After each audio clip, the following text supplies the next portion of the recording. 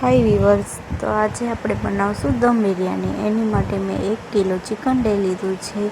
એમાં મેં એડ કર્યું છે લાલ મરચું પાવડર, દહીં, સ્વાદ અનુસાર મીઠું, હળદર, ધાણા જીરું, બિરયાનીનો મસાલો પણ એડ કર્યો છે અને થોડું તેલ નાખી આપણે સારી રીતે મિક્સ કરી લઈશું અને એને ઢાંકી આપણે 1 કલાક સુધી સાઈડમાં રાખી દઈશું તો મુરઘી સારી રીતે ગળી જાય.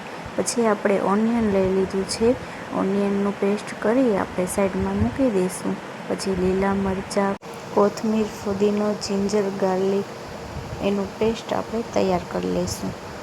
ત્યારબાદ હવે આપણે કુકરમાં તેલ એડ કરીશું. તેલ એને ગરમ થવા દઈશું. પછી આપણે જીરું એડ કરીશું. જીરું લાલ થઈ જાય પછી આપણે એમાં ડુંગળીનો પેસ્ટ એડ કરીશું. પછી આપણે લીલું પેસ્ટ બનાવ્યું હતું એ એડ કરીશું.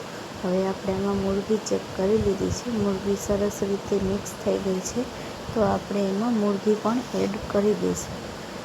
પછી આપણે એને થોડીક વાર સીટી પાડી લઈશું. 2-3 સીટી પડી જાય એટલે આપણી મુરઘી સરસ રીતે ગળી જશે.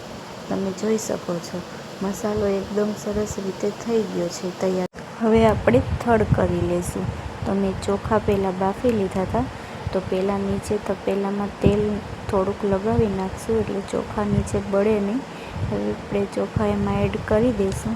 ત્યારબાદ આપણે ઉપર જે આપણે બિરયાનીનો મસાલો બનાવ્યો છે એ બધો નાખી દઈશું. એમાં સારી રીતે ફરતી સાઈડ એમાં રાખી દઈશું.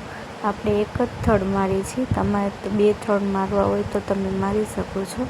હું એક જ થડ મારું છું. બીરસ તો આપણે એમાં નાખી દઈશું. પછી મેં બટેટાની ચિપ્સ તૈયાર કરી છે એ પણ હું નાખી દઈશ. કોથમીર મેં નાખી દીધી છે. હવે પાછો એક ઉપર છેલ્લો થડ હું મારી દઈશ. ત્યારબાદ ધુંગાળી લઈશું. તો મેં કોલસા ઓલરેડી ઉપર ગેસમાં તપાવા રાખી દીધા છે. ત્યારબાદ આપણે કોથમીરથી સજાવી લઈશું બિરયાની. હવે આપણે કોલસા ગરમ થઈ ગયા છે તો હવે આપણે એને ધુંગાળી લઈએ.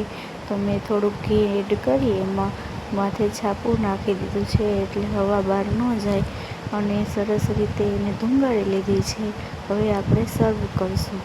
એકવાર જરૂરથી ટ્રાય કરજો, બહુ સરસ લાગશે તમને.